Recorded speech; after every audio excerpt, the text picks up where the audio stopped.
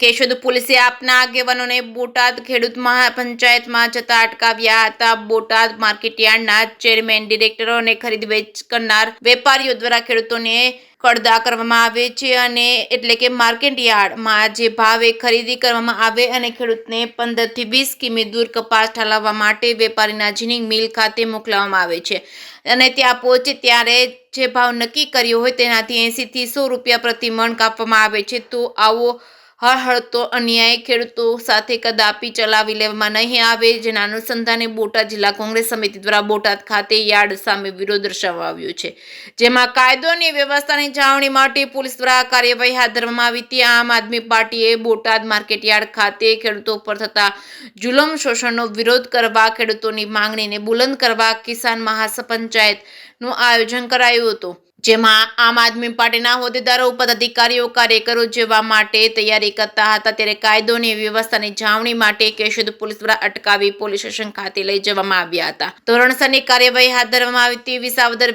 ધારાસભ્યની પેટા ચૂંટણીના પરિણામ બાદ આવનારા દિવસોમાં સ્થાનિક સ્વરાજની ચૂંટણીઓ યોજવાની છે, ત્યારે આમ આદમી પાર્ટી ત્રીજા પરિબળ તરીકે અને જનપ્રતિનિધિત્વ મેળવવા, લોક સંપર્ક અને લોકોને સ્પર્શતા પ્રશ્નો અને સમસ્યાને સોશિયલ મીડિયામાં ઉજાગર કરવા, અત્યાચારથી લોકો વચ્ચે વિવિધ કાર્યક્રમો યોજવામાં આવે છે। જવાબદાર વહીવટી તંત્ર દ્વારા ધોરણસરની કાર્યવાહી કરવામાં આવે ત્યારે સરકાર પક્ષ આક્ષેપો કરી કાયદાનું ઉલ્લંઘન કર્યું હોવાનું બોલી દોષારોપણ કરવામાં આવી રહ્યું છે। ત્યારે શહેર તાલુકાના મતદારો થોભો અને રાહ જુઓ તેની નીતિ અપનાવી રહ્યા છે। જે કે સિંહ ગુજરાતી સાથે રાજુ પંડ્યા, કેશોદ।